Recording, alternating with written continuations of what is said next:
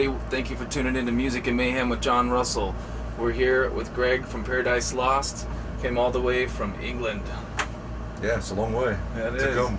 And it's a lot colder there. Right? I'm not used to this heat. But, yeah, it's really hot here in Phoenix for sure. I was warned about it. We were in LA last night and I was complaining about the heat there and they said just wait till you get to Phoenix, you know. So. Right, yeah. I know, it's they were right. intense. You know? Yeah. So how's this tour treating you so far? Good, we're about a week in. Maybe we've done 4 days, I think. Started off in Seattle, Vancouver.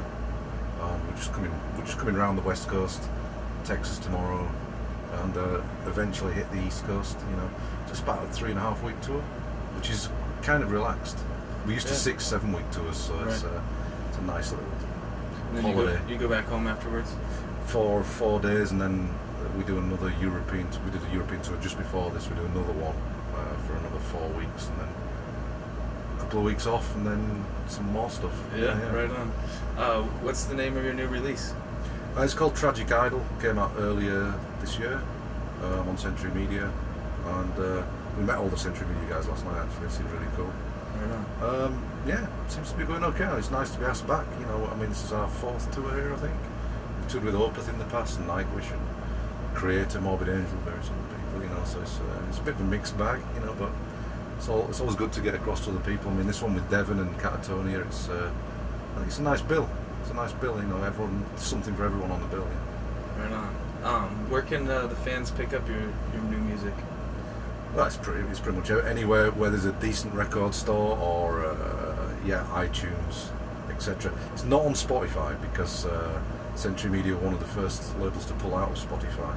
Okay. And now there's a lot of labels pulled out of Spotify. Do you know the reasons for them pulling out? I know the exact reason, and it's because it's run by 2 or 3 big industry guys and a couple of big people in music, in bands, and they're the ones who get the money. No bands get any money from it, no labels get any money from it. So you're better off to download the music for nothing than give it to Spotify, you know. Yeah, well, that's good to know. Yeah. Good for the people to know too. That's what I'm told anyway. Right. No lawsuits, please. Hearsay. Excellent. What's one of your favorite venues?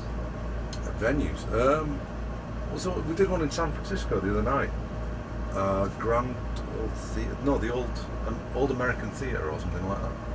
And it was great. It's like very garish Art Deco meets Victorian kind of overdone gold lame type gnarly stuff in there. But I like these old theatre types, you know, with the balcony and that. It's really cool. I mean, this is just a big open hall here. Right. It's great. It's probably better for sound, I imagine. Right. But these old theatres, I like the character of them, you know. Since we're on that vibe, is there a certain place that you can think of right offhand that had amazing sound? Amazing sound. It's usually the purpose-built venues, the more modern ones, because they're actually built for the acoustics of modern rock music. Yeah. You know, as much as I like these old theatres, they're not built for rock music, and you just end up hearing a load of white noise, basically. Yeah. What are some of your favorite moments over the years? It's been a lot. I mean, it's a long time, isn't it? We've done, like I say, 4 tours of the States, which was great. We've done a lot in South America. The first tour we did with Ozzy Osbourne was in South America. It was a Monsters of Rock thing in the mid-90s. It was Ozzy, Alice Cooper, Megadeth and us. Wow. And it was my first taste of these big arenas. Wow. And I was like 25 or something, and that's incredible. It was quite kind of interesting. You know, Ozzy came in one day to our dressing room and we thought, oh, he's come to say hello. It was like, oh, sorry guys, wrong dressing room. But as soon as he left, we were like jumping up and down, Ozzy. And we've done a lot of gigs with him since. We saw Sabbath recently, kind of original lineup. You know, it was the last time probably that was ever going to be seen. So that was really cool.